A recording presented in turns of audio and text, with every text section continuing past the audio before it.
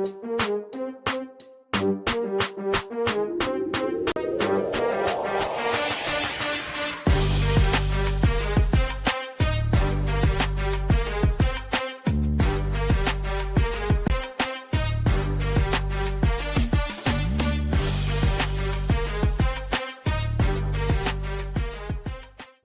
right, welcome to the Iron Sharpening Iron Show.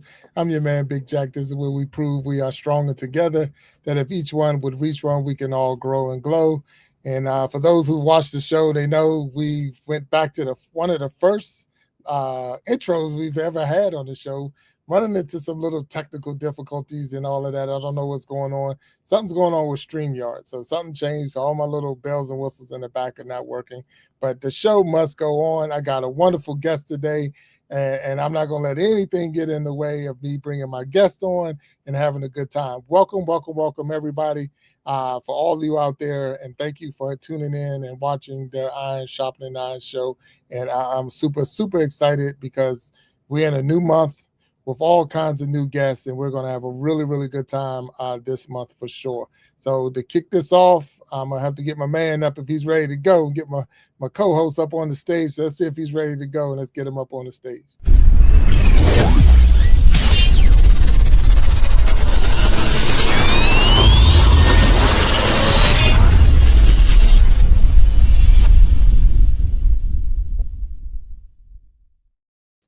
Wow, Walt Talks, what's up, my brother? Can you hear me? I can hear you. I can hear you. Oh man, I think I just blew my computer, man. My Mac is just went poof, and the screen went dark and everything, man. So I'll be sending you a bill for that, man. I'm sure it has something to do with your connection, man. You gonna send me a bill? Well, yeah. I mean, it's only fair. It's only fair, man. It's only fair. I'll put your bill on the shelf with all my other with all the rest of them, my man. He said I can expect payment anytime, but that doesn't mean you're going to send it. Huh? Okay. No. Oh no. Like as my grandmother used to say all back in the years, and as long as I owe you, you'll never be broke. So well, I'm ready, man. If that's the case, I'm a rich man because I got a lot of money on the street, man. That's it. Yeah. Hey, look, man. Good. I'm sorry. Go ahead. On a serious note, have you seen the post from Sharon Christian? Yes, I did. Yes, man. Her father passed, man. So just condolences to her and her family. And I know she always says she's a dad girl. So yeah, man. I just wanted to just publicly say that to her, man. I mean, I know that's a tough one. So. No, and I did see it, and I did reach out to her as far I did as well. Message, and she, and for those, and y'all have seen Sharon Christian. She's a very super supporter of the show. She is absolutely the team lead in the Battle of the Sexes, and it is a sad time for anyone to lose anyone. But like you said, she is a daddy's girl, and I'm sure that this is a hard time for her. Without a doubt. Yeah. So. Yes. So it's good to have you on here. This is Football Sunday. For the first time the season, we got football back. So I watched football on Thursday and Friday. The pros playing, college on Saturday, and then they had the pros today too. So matter of fact, there's still games going on. But we're on the show. We got a wonderful guest. Yes. And we're gonna get this our guest up on the stage. But I want to show you a quick clip before we get him up on the stage because this, very interesting. So I got a lot of digging to do today. So we're going to try to get a clip out here. This is like an intro clip from his channel. So I want to get it up there and then we'll talk about it and get him up on the stage. So let me check this out real quick. Got kidnapped in the Bahamas. Got charged with attempted murder. Found his faith. Started an Italian specialty foods company. Documented his testimony. Felt compelled to build a second chance farm. His story is now being pitched to major networks. This is the life of Chef Giuseppe, from bars to jar. Man, Yeah, right. The intro alone is like this is gonna be good. absolutely, man. You really stepping your game up, the Big Jack. Oh, really? Yeah, man. First, you get stuck with me, and now you got some real celebrities on this show, man. Well, I don't. Sometimes you ask, you have not because you ask not. So I just That's ask, true. I That's ask true. and I ask. So with that being said, we're gonna bring our man Joe up on the stage. So give me a second to bring him up on the stage.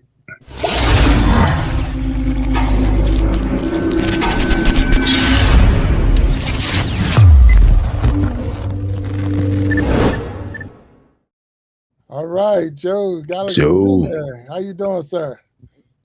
You're on mute. You got you on mute. I'm saying, I'm sorry. Yeah. Great. Thank you guys There you so go. much for having me. I love these intros, by the way. That's fantastic. Oh, I appreciate it. I appreciate it. Look, when they all work, it's really cool. But I was having some issues today, so Yes, sir. we're okay. We're okay. It's super glad to have you here. I'm super glad to have you here on the Iron Sharpening Iron Show. This is we're live on YouTube. We're live on Facebook. Once the show is move on, we'll cut some clips and we'll put it on Instagram and TikTok. But this is all about you. I mean, I just that intro we just showed.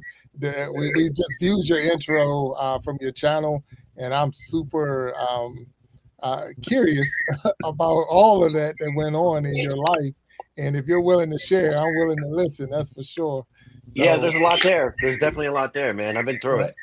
all right, Man. well, that's what's up. So just want to make sure I get the name right. Joe Gallagher, correct? Joe Gallagher That's right. Jr. All right, Yep. but I've seen somewhere else that you go by another name. So is there another name as your chef name? Do you got an alter ego name? Yeah, I got a few. Chef Giuseppe. Chef Giuseppe. That's what my grandmother used to call me Giuseppe, which is just Joseph in Italian. Okay.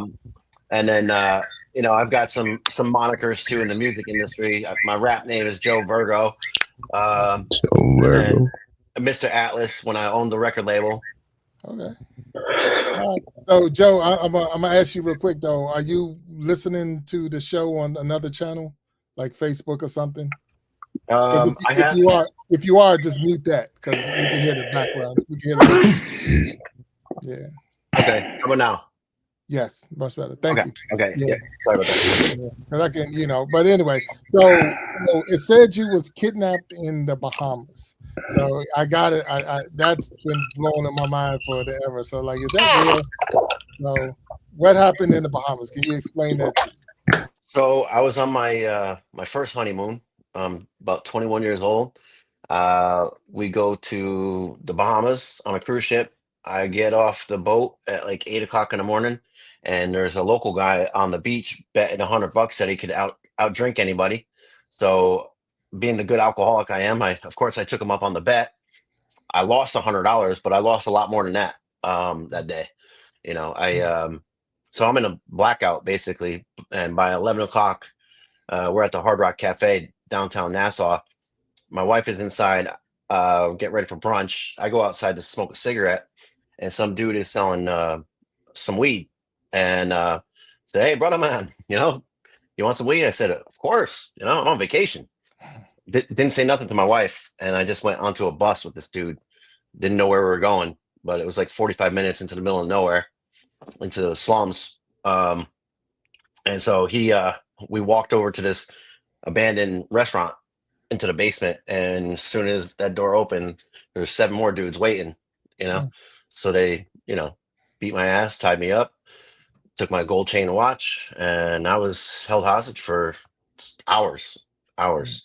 And they gave me some kind of drink, and I, pretty much in a blackout that entire time. I was not coherent, so I don't know exactly what happened in that room that whole time. I do know that when I started coming to, they wanted me to bring 2 kilos of coke back onto the boat and basically be a mule and drain my bank account.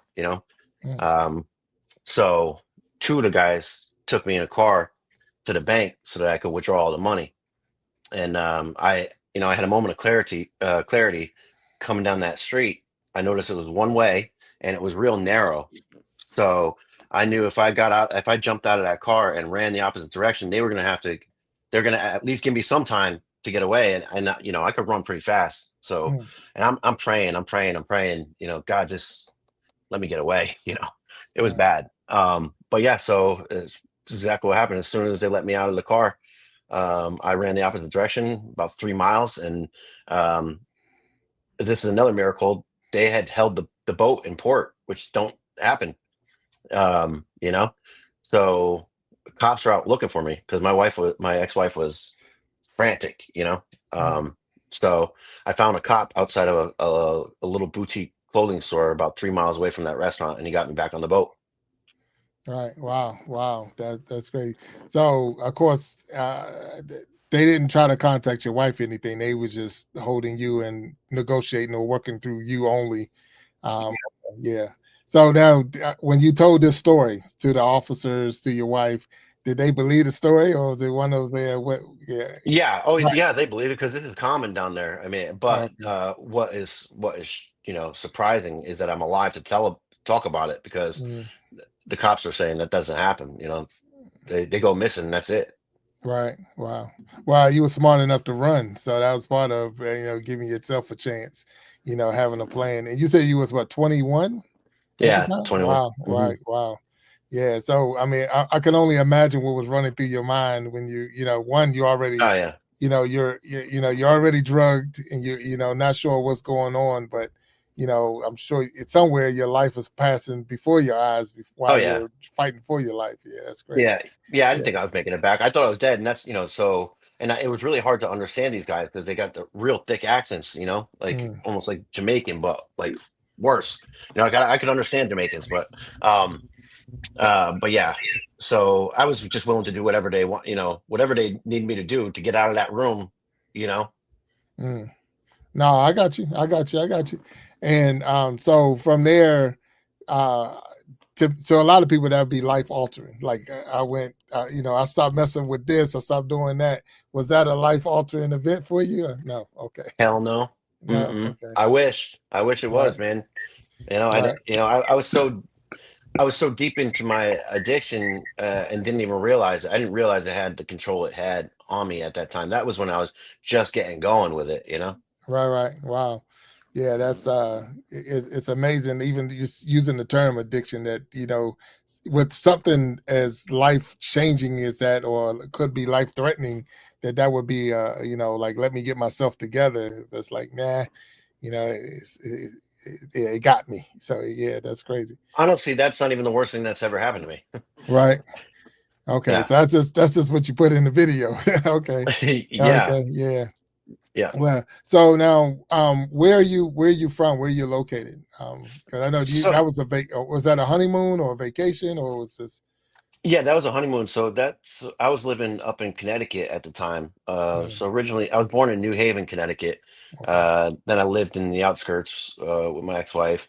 And then back in 2014, I moved with my current wife down to Charleston, South Carolina. okay, all right. So you're in Charleston, South Carolina. Okay, Yeah. all right, all right, all right. That's pretty cool. That is really nice. And so the next part of your video said that you were, I guess, accused of murder, Attempted murder. So I was charged attempted with murder. attempted murder. Yeah. Yep. Okay. Okay. So can you share any information on that if you're willing to share? Yeah. Yeah, absolutely. No, so this is all done and over with, and this is all in my book. You know, so everything about me, my life is now, uh, it's out in the public arena. You know, Mm, I'm okay. not, I don't have anything to hide anymore, which has been such a relief. That book that I wrote was, so therapeutic and cathartic. It was necessary for me to get out, but it's also helped people along the way too, which is so gratifying and fulfilling. But Mm, the attempted murder charge. So in 2000. It was like 2017, 2018. I was in contention for a Grammy nomination, for Best New Rock Artist. So, and during the voting process, you know, I own a company called Chucktown Paint at the time that my father helped me get set up, an automotive paint distribution company. And I'm making a delivery. It was like 7 o'clock in the morning, and I hear the song Thunder, come on the radio, the mm, rock station in Charleston, and mm. I'm at a red light, and all of a sudden, boom, I get smacked from behind. A truck was going about 50, 55 miles an hour. Guy was on his cell phone, and I had to have two spinal surgeries after that. Oh And wow. so So I was in the hospital. I couldn't promote the Grammy thing, didn't get the votes, didn't get the nomination. My hands are still not 100% recovered from the surgeries. You know, I still have numbness in my hands, and this is 6 years later, you know, so that altered my life permanently. Oh wow! So now, are you a musical artist, or you like a songwriter, producer? Which? So I've done it all, man. You know, I've written 2,500 songs in about 10 different genres, and that album, Side Effects, that was produced by LL Cool J's godson, OB, from the Hit Cartel, and then Big Noise Records is the one that put me on a ballot for Best New Rock Artist. But yeah, the only vote I had was LL Cool J. Okay.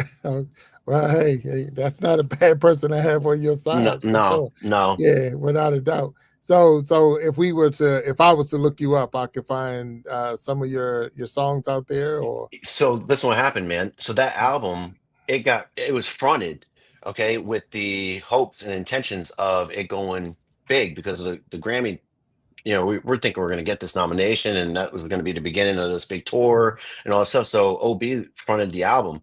Well, that trial, that case, the accident ended up going to trial. I never got a dime, so I couldn't pay for the album. They took it down. The wow. label had, you know, but yeah. But I have music up there. To answer your question, yeah, on YouTube, the song Thunder that I was in contention for a Grammy, that's on YouTube. A song Allison from that album is still up on YouTube, and then on like Spotify, I've got, you know, under my name, Joe Gallagher Jr. There's a bunch of stuff out there. Right. Wow. Yep, That's Walt's on it. Walt's Walt's on got it it. up already. So that's really cool. I mean, I don't think we've ever had someone who was even in contention for a Grammy on the stage before. We've had some good artists, because the last Saturday of every month we do a show called We Be Jamming Live, where we Oh, bring cool. different musical artists up on. So we had to get you up there, if nothing else, with your expertise, to be a co-host or come on the stage and help us Hell host yeah. the show. Because I think that will be it'd be good to have your knowledge and understanding up on the stage with us during that time. What's crazy, you just said we be jamming. So one of my first big shows, I was hosting an open mic show at the age of like 17, 18 years old, at this little dive bar. But I was able to book some original members of the Wailers on stage with me. So I was playing reggae at that time, at that show. Right. Wow. Well, yeah. I wasn't trying to steal anything from anybody. It was the name. It came to me like, hey, we be jamming live, and that's the whole thing. I love it. No, I love it. Yeah, but that's the last Saturday of every month, and we just, and what we do is just, we show the videos. We try to do with live artists and get them up on the stage. But if everybody don't have the right equipment, it gets real fuzzy and funky. When you don't want to do that. Yeah. So now we just take their videos, get their permission, use their videos, and that's cool. And we show them, but we still highlight them and then promote them, and we've been getting some good talent. So really, really good talent up there, and the show's pretty good. So it's every last Saturday of the month. So hopefully one day we can get you up there to come. So I'm seeing the Yankee hat on your head. So you got a Yankee hat on your head. You're saying South Carolina, Connecticut. Nowhere did I hear New York. So how did this Yankee hat get on your head? Listen, if you're from Connecticut, you're either one or two fans. You're either a Yankee fan or a Red Sox fan. And I'm actually neither. Okay, I'm I'm not loyal to any of these teams. I got about 30 hats in the closet, and tomorrow I might be wearing a Braves hat. You know, so got you. Okay, no, I can respect that. No, I've seen in your watching your channel, and you're on Facebook mostly. I've seen you mostly on Facebook, but watching you, seeing that you was giving away baseball tickets to, I guess, the locals team in South Carolina. And I was watching that. That was very good promotion for you and your channel and all that you're doing. But it was a good. I'm not sure how it went. As far as, did you get a lot of entries, or how did that go for you? Tons, man. Tons. And you know, here's something too to put on your hat. And I'm learning podcasting, right? But for you guys, you can get media passes at any event you could think of. You could apply to get media passes to all of it.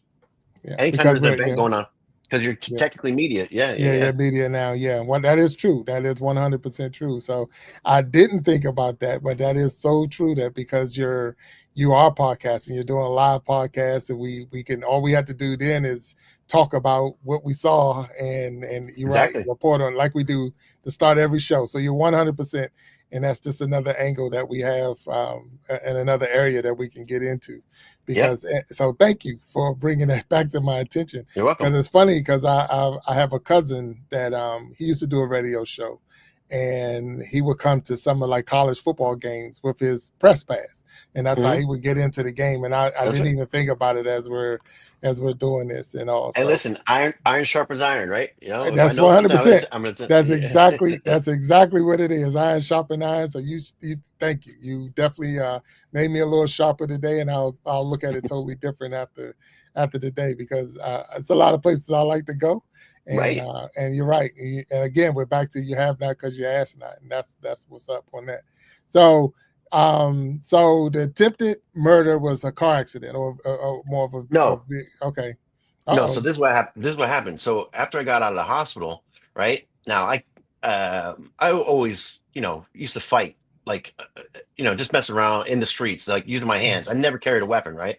Well, I get out of the hospital. I'm getting cabin fever, and I'm going to go to this bar that somebody invited me to that I've never been at. So I just happened to have a 2-inch pocket knife on me that day, right? Well, I was there for about 10 minutes. I'm not drinking, but I was doing cocaine, and I was now hooked on painkillers, not realizing I was addicted to them. But now I'm popping pain pills like they're nothing, like they're Skittles. So I'm at the bar for 10 minutes, not drinking. A drunk guy is trying to leave. He's trying to drive home. And I stepped in, put my cape on, like, now I'm going to save the world, right? I offered to give him a ride home. Well, I get to his trailer park. He invites me in for some 18-year-old bourbon, and I was dead set against not drinking that night. But I had no spiritual solution against that first drink. And I went. I said, 18-year-old bourbon, can't say no. Go inside his trailer, and inside, as soon as we walked in, he has this big 300-pound roommate who was irate that this dude just brought a stranger into this house, because I don't know what the hell's going on in there, right? Well, they robbed me. Okay, they took my wallet, my phone, my keys, and I defended myself with a 2-inch pocket knife. I cut the guy on his arm, gave him like a little paper cut, right? Because I can't fight. I just had major back surgery. But I'm so scared. So now I'm holding this blade halfway down my hand. My finger is dangling, and I don't even know it. There's blood everywhere. I lose track of the guy that I brought there. I thought he was sleeping or something. He was drunk out of his mind. But he went into the other room, maybe go get a shotgun. I don't know. He was calling the cops. Cops show up, and they charged me with attempted murder. Wow. Okay. Wow. Yeah, that's crazy. So you had me all the way up until you said this big 300-pound thing, and I'm like, wait a minute. Well, I'm small. Listen, this guy was like 6'5". I mean, like, I was not fighting this dude. Okay, that's the point. I'm not fighting him. No, I'm just joking with you. I like 300 pounds. That ain't big. What's up with that? What's 300 pounds? That's not big. No. So that's crazy. Like I say again. So let me see. Was that the life-changing? No. The attempted. Oh, okay. So no. So we haven't learned. It gets worse. Right? It just gets worse. Worse and worse. All right. So that you would think that would be the one that the kidnapping that would, like, okay, I'm gonna stop doing that. The attempted murder, which you, like you say, you look at they accuse you of attempted murder, but it's like a paper cut, defending yourself. But it depends on where you are and who's the one telling the story. And because you said there was coke involved and maybe alcohol involved, so two wrongs ain't gonna make a right. So they're not gonna listen to you on that one either. So it's like, well, and the cop that cop that showed up on the scene, he was already I knew him. He was pissed off at me because 2 weeks prior I fell asleep. I was on Xanax. And it was like 2:00 in the morning. I'm at a drive-through, and I fell asleep in the drive-through. Cars are beeping at me, and I'm just nodded out. So that cop shows up. Gives me a field sobriety test, and I passed. He was so angry that he couldn't take me to jail for a DUI because I wasn't drinking. Right. So and that happened to be the first cop to walk in the door while I'm holding this guy at knife point. So all he's sitting there thinking is, you again? You again? Yeah. All right. So was you a little bit older than 21 at this time? Yeah. So I think I was like 30, 35 maybe. So some years had passed. Okay. All right. Well, that's good. Yeah.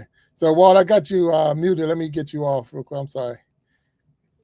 Yeah, I apologize. There you go. All right. What's up? Yeah. No, I'm just saying, man. So if hold my beer were a person.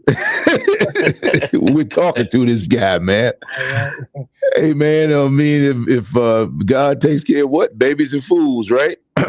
But Yes, that part. That part. but your energy, man, your energy is good. So I can see on one hand why people be like, okay, I don't like that guy, but then everybody else is like, we love that guy. So Yeah. yeah, I Yeah. can get it, man. I can get it. So that didn't straighten you out, huh? So what what straightened you out?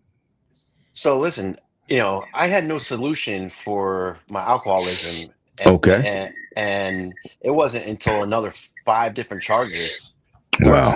stacking on top of each other. So while this Hmm. attempted murder charge is pending, that was a $50,000 bond. I promised on everything I would never get in trouble again. My father got me out, but now DUI. I got a reckless driving. I got a hit and run. And then the one that broke me, the one that really brought me to my knees was a domestic violence charge that Yeah. I swore I was never going to do anything like that. And Right. I did. And I knew that, alcohol was the problem. Right. Alcohol was a big, big problem. And everybody was trying to tell me that I had a problem, but I wouldn't believe them, but that right there, then I knew, and I knew that I needed God's help at this point. Like I had to really commit to um, being of service is Mm. the bottom line.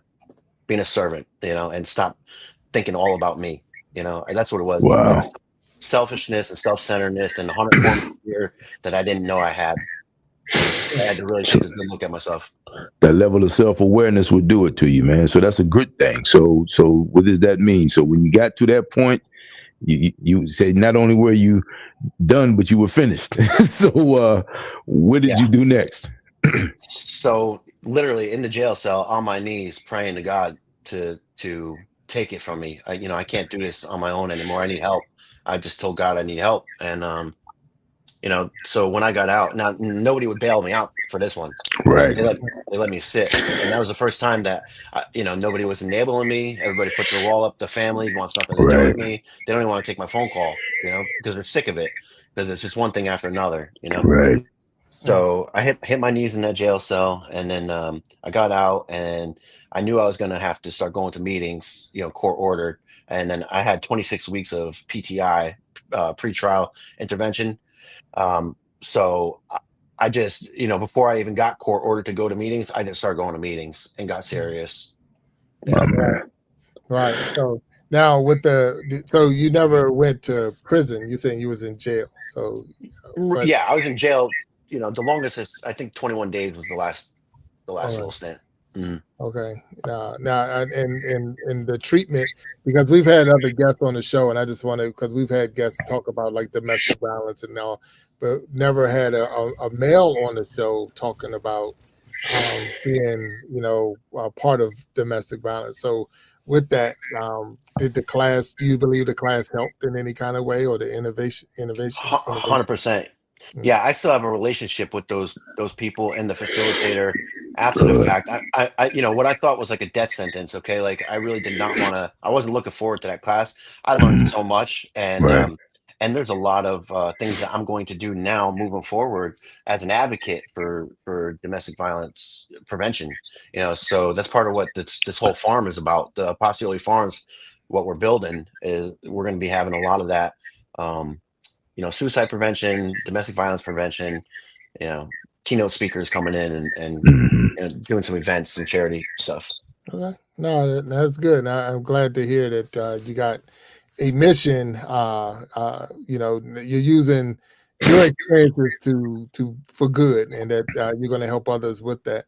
So, where did the chef part come from? Where did I'm nowhere am I hearing I'm a chef. So, while you was in jail, was you the cook for the jail, or how did this work out? Big Jack, I'm going to tell you straight up, I'm not a chef. Okay, Okay. All right. that's a gimmick. Okay. But I will say this. Now, my grandmothers were both from Italy, from Okay. Naples. So this sauce that I came out with is the sauce I grew up on. So I didn't need to be a chef to be able to cook this because I've been doing it since I was in diapers. You Gotcha. know, but that's what kicked it off. That was the first product that I went to market with. But that was another a God thing because I had no intention of starting a food company. Okay, I Right. had no experience in that industry whatsoever. But being of service to a group of drunks. You know, I brought some spaghetti and meatballs and some eggplant parmesan. They went nuts. Like, and I couldn't even get a job at Walmart at this time, you know, because of my record. Everything was still pending, you know. So I brought that sauce, and somebody's like, "Why don't you sell this? This is the best sauce I've ever had." I said, okay, let me look into that, you know. Okay. And then within you know, so 2 months, I'm sober 2 months, and now I've got my products in 4 stores. All right. Wow. That's cool. So, what's the name of the product? What is the name of the product? Pastioli. Pastioli. Pastioli. Yeah. Okay. Yeah. And now, is that a what would you say? What is the product? Is it it's a sauce? But what would I use it for? What is it best? Spaghetti sauce. Spaghetti Okay. sauce. It's like a marinara. You could use any kind of pasta, even pizza if you wanted to. But I ended up developing another 9 products over the last year. So I have I've got a classic Italian red sauce, tomato basil marinara, roasted garlic marinara, a pizza sauce, and then all kinds of marinated veggies and salsas. Okay. So let's not skip past this part. They loved your pasta. They loved your spaghetti sauce. You ought to do something with it. Hey man, give our listeners the process real quick about how you got it to market, because everybody has that conversation, right? Everybody has the best pie, the best cake, the best whatever, but you took it to market, man. So explain that to me, please. It comes down to the packaging. The packaging is the most important part. Okay. Okay. So and marketing. You know, it's really marketing. What's inside the jar is kind of secondary. Yeah. Right.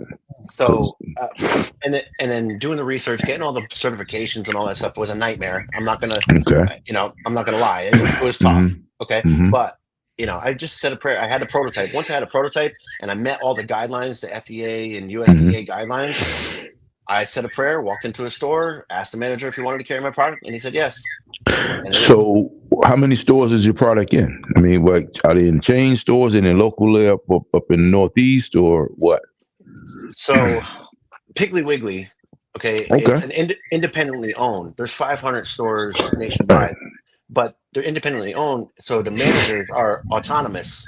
So I could literally, I'm in the system now because of their distributor. That any Piggly Wiggly could order my sauce. It's just a phone call away, right? But I'm on the shelf in 15 Piggly Wigglies, which was my capacity. I was doing everything by hand, guys. I was pouring the stuff by hand, wrapping the labels, no machines, and 15 stores was it. I couldn't service any more than that. But I got a call from Food Lion. They want it in 59 stores. I applied for Walmart, Target, Whole Foods, Trader Joe's. They all said yes as well, but I have to scale my production. So that's where I'm at right now. I shut down the kitchen once I hit those 15 stores because I couldn't handle all that, you know? Yeah, that's great. Wow. Walt, I know you're seeing me with Walt. I'm just letting you know I'm hearing some feedback, so I don't know where it's coming. It's off your mic. I know, we're not tripping, but I'll just give you a heads up because I know you're looking at me like, "What are you doing?" No. How about that? Is that better? Yes. Well, yes. Yeah. Okay. Yeah. So I'm gonna see if I can pop this up on the screen, Joe. So you can give me 1 second to see if I can get it up there. So. And this is off your page. So that's a traditional box. So explain a little bit for us on that real quick. Yeah, so this is new. This is a new concept. I just came up with this idea. And basically these are going to be personalized boxes. So they'll have sauce, but then they'll also have like customized, curated other products that I go and source out through vendors that I know. You know, there's pasta, like real pasta makers right here in Charleston that I'm friends with. So I'm going to throw some of his stuff in there. I'm going to throw in some imported cheeses and desserts and stuff like that. But it's like really a way for me to connect with the consumers on a personal level, because each box, there's going to be like an application and a form. I want to know a bunch of stuff about who's buying the product so that I could really make each box to be different to everybody that buys them. And it's a subscription too. So every month there'll be something different. Okay. No, that's pretty cool. I mean, it's different because, I mean, listening to the beginning of the story, you wouldn't think we're going to get to pasta. It's like, you know, it's like, okay, you know, how did we get here? And that's why I was more, you know, fascinated. Like, you know, the kidnapping and attempted murder, and now you're doing pasta. And it's like, okay, how did we get here? And now you even threw in the music industry, you know, so it's like nowhere did it lead. But then you say you had your grandparents, so your grandmother's on you know, and it was passed down. A lot of people miss out on getting the recipe.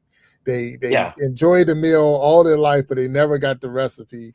And it looked like you got the recipe, so that's good. Well, no, I didn't actually. Uh-oh. So I, nobody in my family ever wrote it down. My grandmother didn't write it down. My mother didn't write it down. This is just from me watching, and we all do it pretty much our own way. Nobody knows how much sugar, how much whatever. I'm the first knucklehead to write it down and package it safely. Nobody's ever bottled it either. Our family was so against jar sauces because to Italians, that's like, no, no. Mm-mm. Right. We're just going to cook it from scratch. But what's different about our product is like I cooked that for 7 hours. That's like real Italian, the way that my grandmother did it. Right. Wow. So how does the family feel about it now that you've put it in a jar? Oh, they're so proud, man. They are so, it's funny to us, because we were always dead set against never buying jar sauce. We just make it ourselves, Yeah. But now here I am with the jar sauce in all these stores. But not only that, how about the epiphany, man? How about the fact that you figured it out? You know what I mean? Not just the sauce, but just life in general. So I'm sure they're proud of you for that. Yeah. I mean, it's been a long time coming. My mother and my grandmothers were praying that this day would come someday because they're afraid of getting the phone call that I'm dead on the side of the road somewhere, or I killed somebody. Right. You seem like you guys half-ass anything, excuse my expression, but you seem like you're all in. If you're in, you're in. You seem like exactly. Yeah. Yeah, I'm ambitious. I have no small ideas. Everything I've ever done has always been on this grand scale.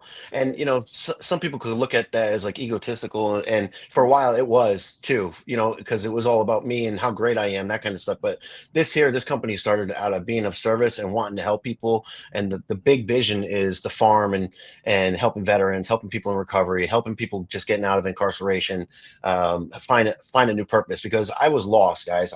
I really didn't know what I was going to do, losing my music. The music was everything. My whole identity was wrapped up in that. And after that accident, after those arrests, and now I can't get jobs, I couldn't play guitar. I couldn't sing. I thought my life was over. I was ready to die. Right. Wow. And I was trying to, with alcohol, I was trying to kill myself slowly. Right. Wow. Man, God will do it, won't he? Won't he do it?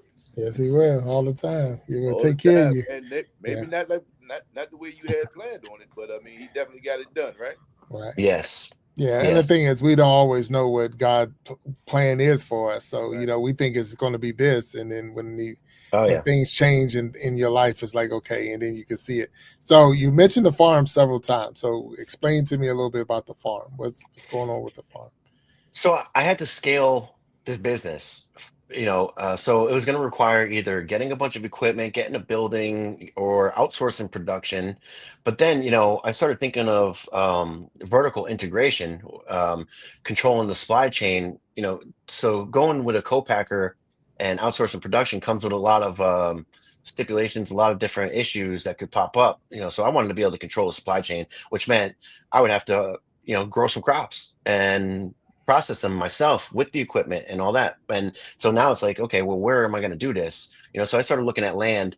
And at first I was, looking at 80 acres, 120 acres, which is big. That's big enough. Right. But then I'm calculating how many stores want my product, how much tomatoes I'm going to need to do this. I need 400 acres of tomatoes alone, guys. 9 million pounds a year. Right. So I ended up landing on a 1,700 acre farm, 25 minutes outside of downtown Charleston, 10 minutes from Edisto Beach. It's a perfect tourism location. And 1,700 acres is 3 square miles, and I could grow into that. I don't think it'll be a while before I max out there, so, and there's just so many other revenue streams that can be generated from a piece of property like that. And on this property specifically, the infrastructure is already there. All the fields are cultivated. There's 15 fields already ready to go, ready to plant. There's a water system that moves all the water from field to field. And there's a structure out there that already has plumbing and electricity adequate enough for me to run 3 different production lines. So let's back this up for a minute. You must have had one hell of a lemonade stand when you were a kid. Man, there isn't a business I haven't touched. Okay. Right. I was actually, guys, I helped open a moonshine distillery in Alabama too. So I do have experience bringing a product to market. I brought 10 moonshines legally to market, and that was way more advanced than doing the food. I thought food was hard. No, moonshine and liquor, because of all the regulations, that's way harder. So that skill set travels. I mean, the skill sets that everything that you've done, even the negative stuff, pretty much prepared you for where you are right now, man. So that's great. That's great. Yeah, I mean, God doesn't waste anything, guys. You know, it's No, like no. and even the music. Okay, what I was learning in the music industry was marketing and putting myself out there. I was the package. I was the product at that point. So I did have that experience too. And now using that creativity that it takes to write songs and do graphics for album covers, that all came into play when I started making these labels for these bottles. Right. Yeah, people say the Lord works in mysterious ways, but not really, because it's all written. It's all written. It's there. I mean, it's there. And he pretty much told you what he can do and how he can do it. And, Facts. One of the few people that actually listened and went with it, man. But that's man. I'm surprised you didn't hit the Powerball the other day, man. I mean, you got that kind of luck. I didn't even play. I probably should play. You're right. I saw $1 billion or something. I know. Yeah, it was like people won it, man. Yeah, but I heard some people. Yeah, I heard some. Yeah, 2 people won Texas it. Yeah, and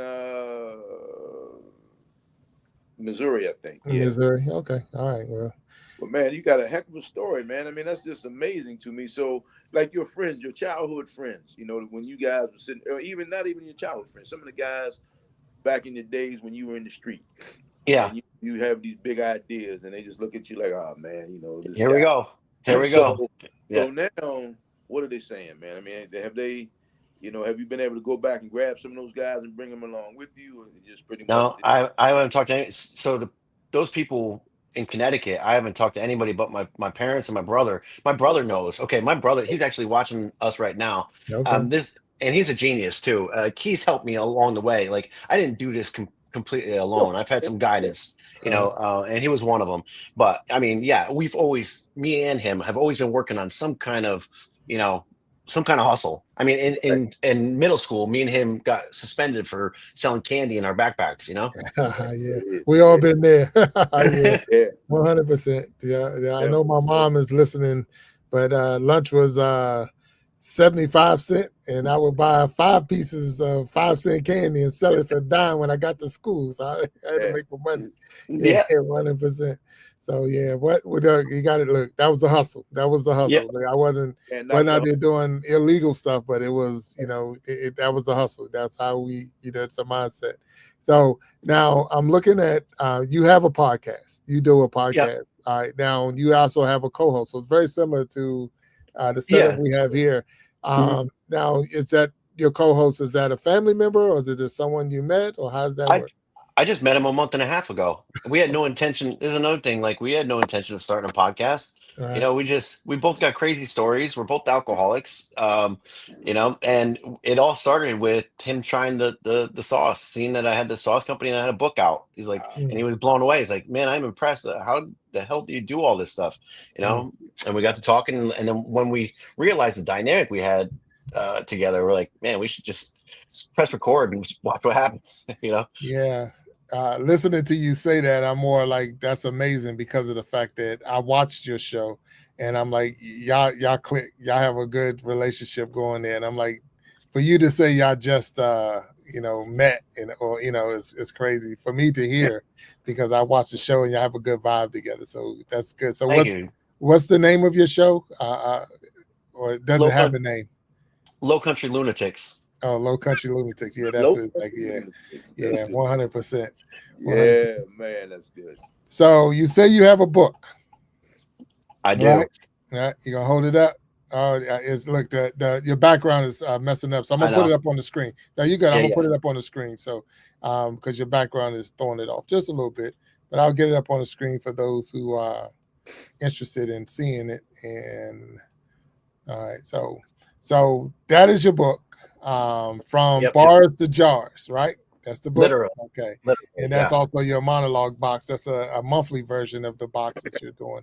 And then that's the actual picture or the sauce. So you designed the label of your sauce.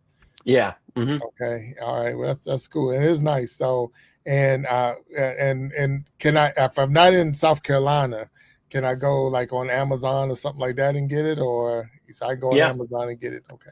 Amazon All or right. my website. Yeah, I Right. deliver. I actually just delivered something to Canada. Okay. Wow. So, and I see Boss B has just dropped the link in the chat. So for those who Oh, want to try the sauce, the link is down in the chat for Amazon. So you can go down to Amazon and get that link for sure and order the sauce.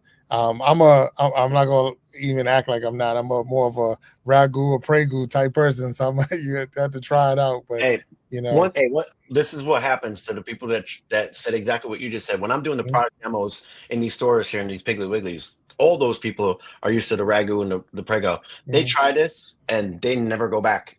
Oh wow, Wow. wow, that's Like boss. with no advertising, just that trial marketing, letting them try the product, they're Mhm. sold, and Gotcha. we get that brand loyalty, which is Right. amazing. No, that's good to hear. I mean, it'd be something to I'll have to give it a try and let you know. So hey, here we go. So Yeah, it's good stuff. No, that's what's up. So now you got the podcast, you got the book, you got a amazing story. So and I've seen you do news reports and things like that. So what's next? I've seen somewhere in the I'm clip glad that you asked. go I'm ahead, glad yeah, you go ahead. asked. What's next? This is big, guys. I mean, I didn't see this coming either. Okay, Mm, um, I got hit up by a director, a major director of some major shows you guys are familiar with. Okay. Okay. And this is just after sending a Hail Mary pass down the field. Okay. Sending my manuscript with no expectations, just seeing if it lands. I sent it to a bunch of people from a bunch of different shows. Well, they got back and they love the idea. They love the concept of what I'm trying to do. So, From Bars to Jars is nonfiction, it's a memoir. But since publishing that, I started working on a second book, which is a fictional continuation so this book ends with me looking at properties for this farm. mm, Well, starting the second book, we get the farm, which is a $25 million investment that goes through, and then all kinds of crazy stuff starts happening. So the series that I had in mind, 2 seasons already done, basically lined up. Like Yellowstone meets Ozark meets Shameless. Okay. So there's a lot of interest, and there's some networks that we know of that are currently looking for a show like this. So it's looking really good. Yeah. Yeah, that's good. Congratulations on that. That's good. So we can Thank always you. say we had you on the show before you blew all the way up, right? Okay. Yeah, get me Doing now. well, Get me Yeah, now, guys. yeah. doing So well, he said you're man. going from from a Grammy to an Oscar. Is that the other? That's the other award. Oh Yeah, man, I yeah, don't know if I'm going to be acting on this show. yeah, I yeah. might be a gardener in the Well, background or something. that's look. They do it for the producers and the writers, Uh, all of that. So it's not just about the people yeah, that's that's true. acting Yeah, on it. Yeah. So right. that's good. And you were saying that now with the farm, it's your idea to get to help others, but have them help you work the farm as they Yeah, maybe rehab and things like that. Is that the idea? yeah. A vocational rehab, like a staffing agency, would be the main purpose of the nonprofit, and then also animal rescue too for my wife. She's always been big into that, so we're gonna try to incorporate all of that. Okay. All right. Wow. So is this going to be? I guess is it because your family? Is it a family or is it just you? Is it like or It's a is it, family. it's a family business? Okay. Yeah, so and then all the characters in this series are friends of mine, from the program and the recovery world, and then Right. family, like real family members too. My brother is actually writing the soundtrack. He's scoring the whole the music. He's working on that right now. That's pretty cool. So your brother was a musician with you as well as y'all growing. So who's older? You were your I, brother. I am. I was Okay. the lead. I was the front man, and he was the drummer. Got you. Okay. Okay. Oh wow. Kept it real. Nah, that's a very interesting life for sure. For sure. Yeah. So and Yeah, now it's been a movie. I've been saying my whole life, like my life is a movie, and now here we are Yeah. walking into a TV series that's literally, going to be right. cinematic. Yeah. Now, do you have children, or I mean, I do. are you raising them in the business? So how's that going? Mm. So, man, this is the hard part of my story.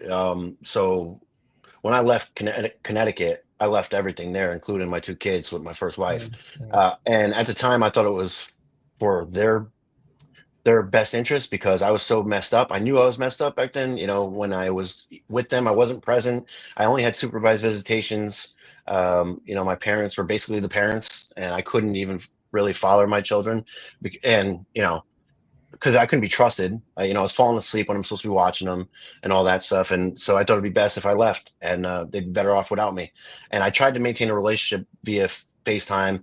And then, and I was doing that. Okay. You know, they came down here in 2015, and we had some beautiful memories, and all along the way too. I have beautiful memories when they're little, and we did the best we could, man. And, but I haven't talked to my kids in now like 3 years. I haven't talked to my daughter, my son about 1.5 years now. There's still a lot of animosity, and my hope is with this book that they read, they don't really know the whole story, and the news articles, and you know, I have changed so much, and they don't even know that yet. Right. So my hope is that it reaches them. You know, How old are they? So they're 19 and 17 right now. So they've had a chance to live some life, and Yeah. that will come back together, man. And plus, man, what I appreciate about you is you kind of live your life unashamedly, man. I mean, you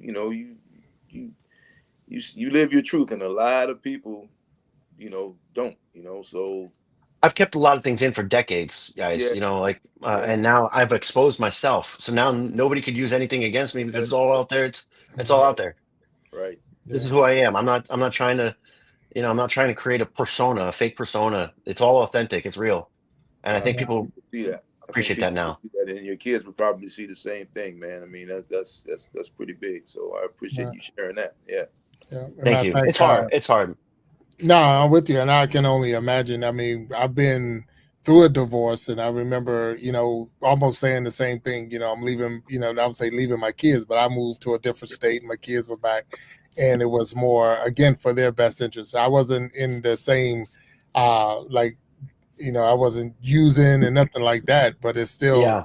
I wasn't in the position that I thought I could be in for me to like I could take them, and that would have been a selfish move.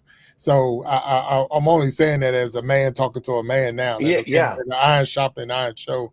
That Yes. Because of your honesty, and I see Sharon Jackson mention that in the chat as well. Your honesty, that right there alone it'll be that edge that's going to help your kids get over it. Not so much get over it, but it's just like they'll understand because they missed out too. So, you know, and it's like, you know, and sometimes it's hard. It's like, well, I missed you, and you know, you wasn't there for me for this, you weren't here for that, but it's like you didn't want to be with me in that time anyway, because I wouldn't have been there even if we was in the same house. But go ahead. Yes, and you know, me and her, their mother fighting like we were all the time. It wasn't good for them to be around that. And I mean, after the divorce, we couldn't even talk to each other. Still, you know, there was still all that. You know, so it put them in a really bad spot. So, and unrealistically, I thought I was going to be able to come back and forth from Charleston to Connecticut, you know, because I was going to get a job. I was going to, you know, have some money, and I would be able to fly back and forth. But it didn't happen, you know. Okay. Nah, and like I say, as a man talking to a man, been in similar situation with the kids, you know, the fact that you're still here and they're still here. There's still a chance, you know what I'm saying? Yes. So, and like I say, with the book, with your honesty, with the phone call, all of this can be, because as they get older, especially when they get on their own, it's going to be one of those things, because sometimes you don't know, and I'm not saying anything about your ex, and I don't know that situation, but sometimes you're not the only one they're listening to. So they're hearing from other people, and it's like, and sometimes they taint the story too. So it's like, you know, but you know, that's what I learned, and that's what I got out of, you know, with my kids, because I have 2 boys from my first marriage, and I'm like, and I honestly thought that was going to be one of the hardest things that I had to do, but our relationship is way better now than it was. Like I say, it wasn't, you know, it wasn't good during that time. It was good with them, but like I say, arguing with your mom and this and that, and you're trying not to, you know, be disrespectful to their mother, right? But at the same time, you know, but I appreciate you being, using that on the show. Because what we do, Joe, I don't know if you knew about this because, but the last Sunday of every month, we do, we call the Gentleman's Journal. So we have a show with all men on the panel and we discuss men's concerns and things like that. So, I mean, what you just talked about, and that's something that we would have shared on the journal where other men can learn, because some men, we learn from each other on how to survive, how to be a man, how to be a father, how to be a husband, how to be a businessman. So those are the things we need from each other. And that's why we host that on the show. And I see it was Michael Gallagher. Is that your brother? Yeah, that's my brother. What's up, bro? Hey, so bro, what's going on? He said, yeah, you're on Redemption Road, Joe, 1 mile at a time. And that's 100%. So I seen that it was up on the screen, and I'm glad that you're here supporting on the Iron Sharpening Iron Show. And Joe, I'm super excited about even getting to meet you. I'm going to try the sauce, but I'm really waiting for the for the first episode on whatever network it comes out on, of the bars, the jars, or whatever the show's going to be called, because I'm sure that just listening to the story, I know that it's amazing, what you're going through and what you've been through, and you're here to tell the story. Listen, I've had a lot of grief. Okay, I've grieved liquor. I've grieved music.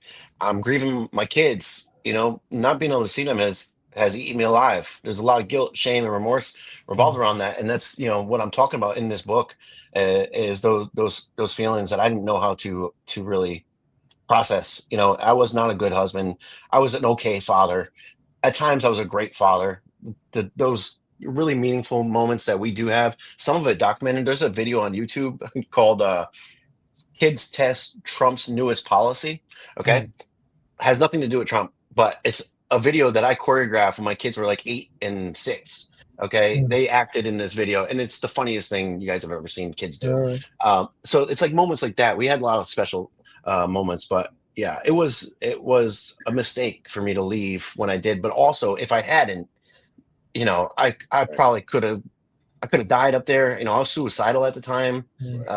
It's just, there's no telling. But God put me here where I'm at right now for a reason, and I think I'm going to be able to turn all this around. I am turning all this around right now with God's help. Right. And they're going to see that. No, I just the story I'm listening to, I could see the turn. It's the addiction. So and you were saying that you want to now be I guess I won't say a motivator, but like run classes and be an advocate for people that's going through. So are you looking to do that as a social media situation, or like on a channel, or actually have face-to-face type classes? So I'm already booked in February to go speak at a cathedral in the UK. So I'm going across the pond to go speak to a group of people that have been through domestic violence situations. I just spoke at a rehab facility in Florence, South Carolina.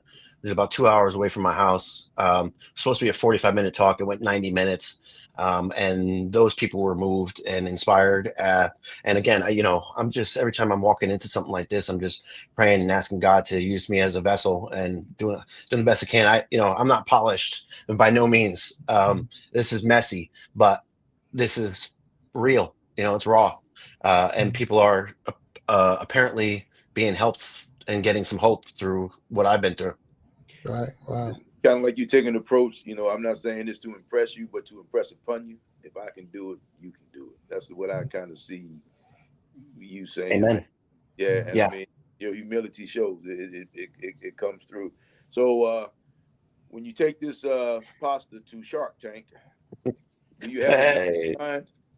Hey, listen. So I actually got approved to be on Shark Tank for season 17. I already applied. I applied, but I applied too late. And then the day I was supposed to be out in San Diego for casting, I had an event.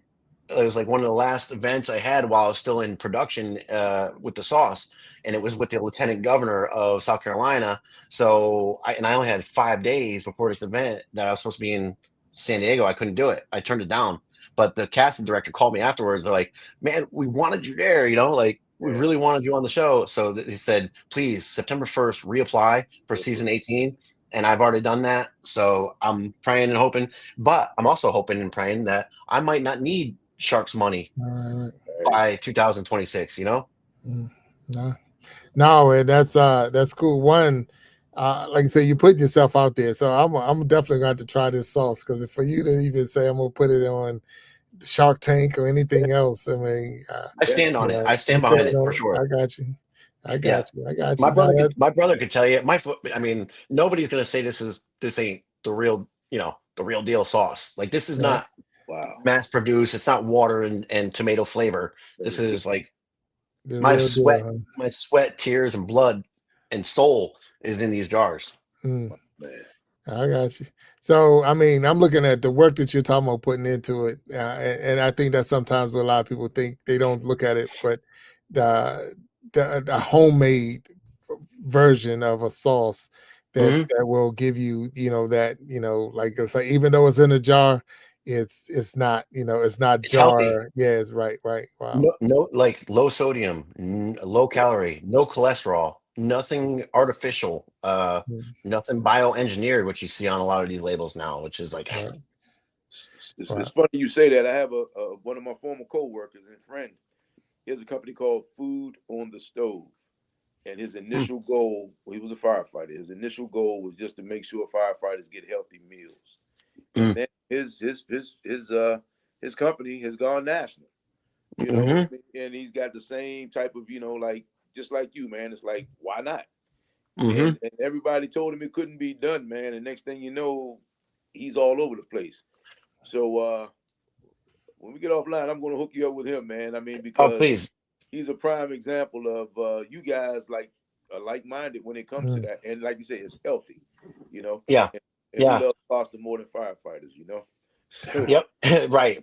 And the main point I want to get across to your listeners, to anybody thinking about getting into anything for that matter, is, faith without works is dead. So you got to put action in. And even if you don't know the answers are there. Somebody knows. Somebody knows what the right way to go about something is, especially now with ChatGPT, and all this AI stuff. Like, you can find the answers in seconds. right. Yeah. But just start somewhere, and if somebody doesn't know what to get into, it's like, look through your childhood. What's some of those most passionate, standout memories of stuff, hobbies that, you thought were impossible, Mm. you know?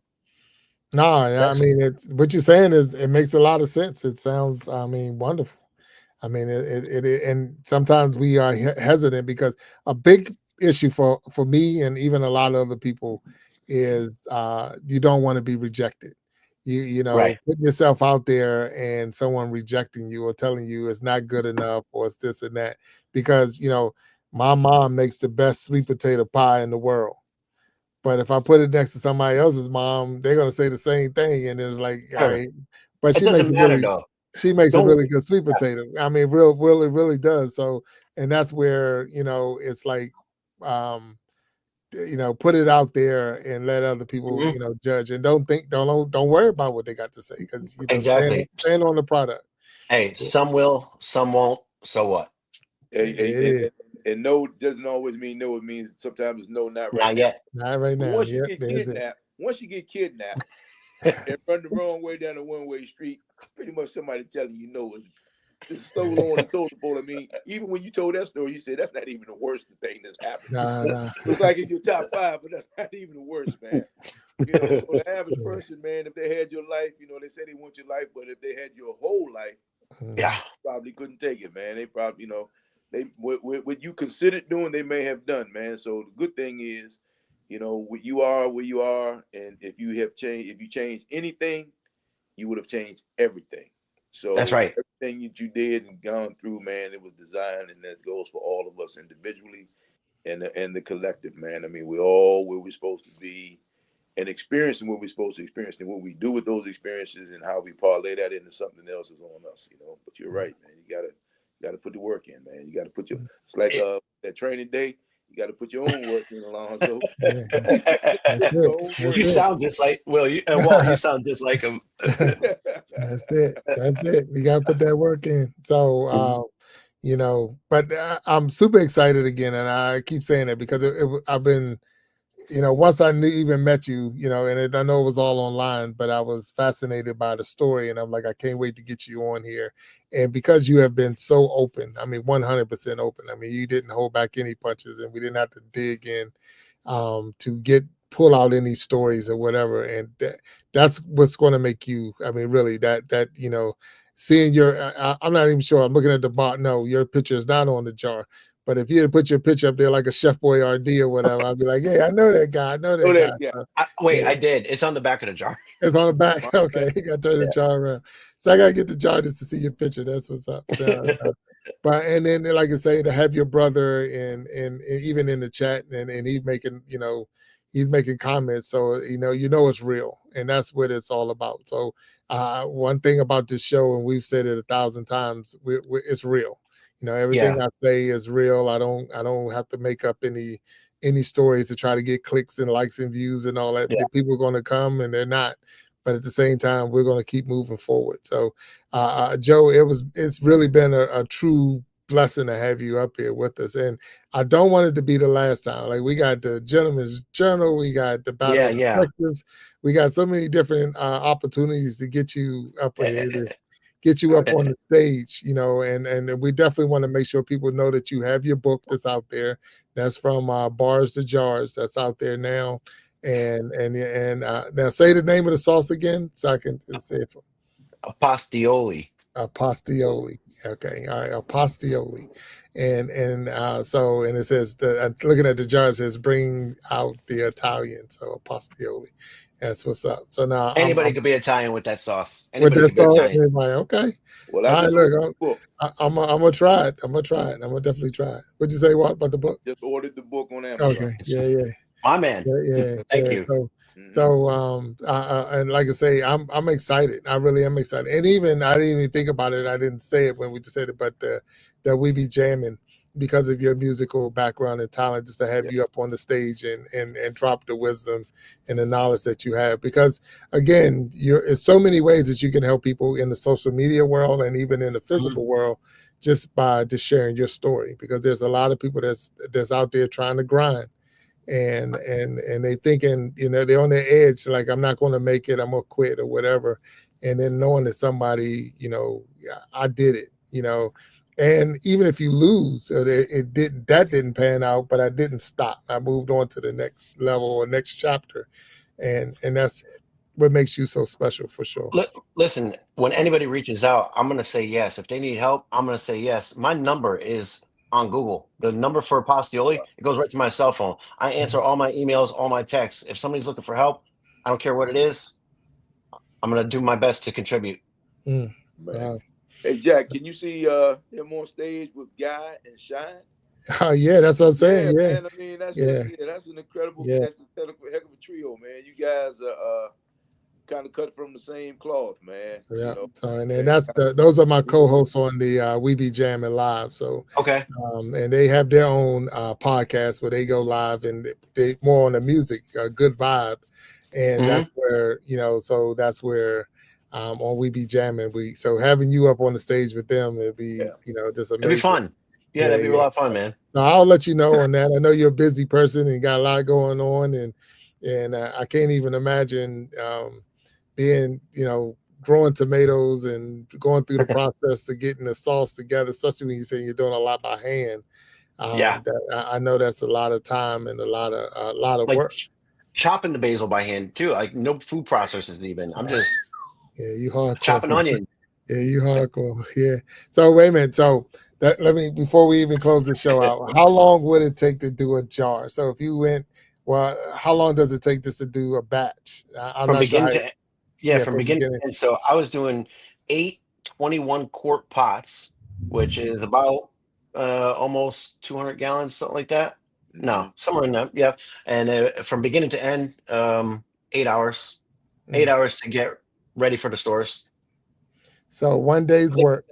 They gotta sit overnight though too. So I couldn't even, I can't do it and we were doing third shift from 8 at night to 4 in the morning, and then let them sit for a day, and then then get them out the door. So you're saying third shift because you have another job, or because of I was using a commissary kitchen. There's 38 other food vendors coming in and out of this place. Right. And because I was the only shelf stable product out of the whole facility, I had to be separated. I had to be secluded. So that was the only shift I could take to get it done. And all the other commissaries I was looking at, like $2,500 a month for like 20 hours, 30 hours. This lady, God bless her, she actually had her products in 250 Walmarts. She was doing cake mixes prior to opening this commissary sharing this kitchen. So she's going to charge me $500 a month for unlimited amount of time as long as I took that shift. Wow. So if you went, just humor me here. So I'm looking at Shark Tank and watching you pitch your story. You wouldn't even take distribution and packaging from them? Help? I mean, as a partnership? No, I mean, so probably at this stage, if it's right now, I'm getting on Shark Tank right now, I would have there's phases. I've broken down my ask into phases. And the first phase would be for the co-manufacturing, get the product. Cause I got so many stores now, been waiting for months for product. I got to service them. And then the distribution part, I already have figured out.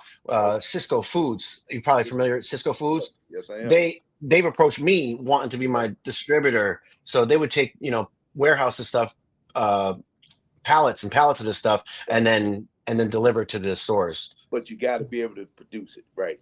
Yeah, right. All of this is contingent upon my capacity. Walmart alone wants 10,000 units a week. Wow. Yeah, man. So you're gonna have to. I ain't doing that by hand. No, you can't. But man, that's a great problem to have, there, Joe Gallagher Jr. That's a I'm blessed. Problem to have, man. Yes. Wow. Yes. Sir. Well, thank you so much, man. I really, and God bless you guys. Thank you. I really enjoyed talking to you, man. Yeah, this is awesome. And I'm going to read your book when it gets here Tuesday, so I'm sure we'll get to Jack and your status please, the show, man. So you got to keep us posted. Oh, definitely. Yeah, 100%. And this won't be your last time up on the stage. Nah. So Joe, we're going to close the show out, but I'm going to ask you if you can hang back just for a second, and we'll talk with you a little bit once the show out. I don't know if Boss B is ready for our closeout. Boss B, if you're ready, come on up. Here she comes. There we go. Hey, boss. What's going on?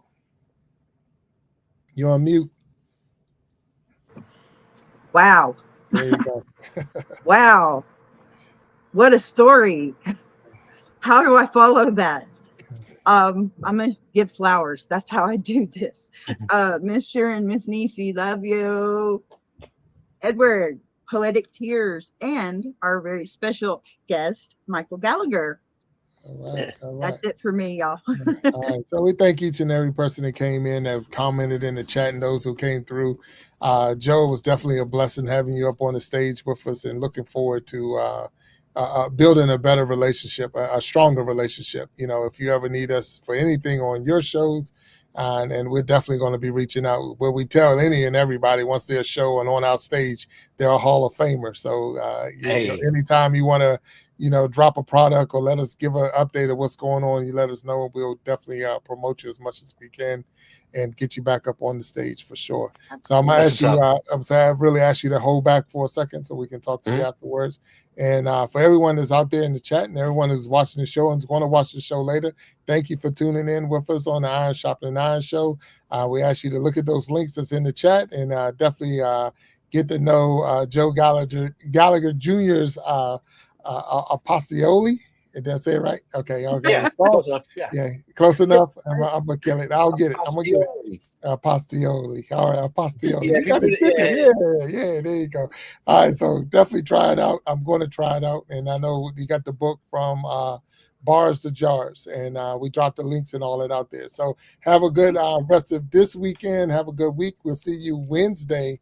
And do know that Wednesday will be a pre-recorded show. I'm giving you the heads up right now. It'll be the first time we ever tried that, so bear with us as we work through that. But I'm looking forward to it with everyone. So, but until next time, have a good and blessed day, and we'll be talking to you soon. Thank you all. Thank you. Good night.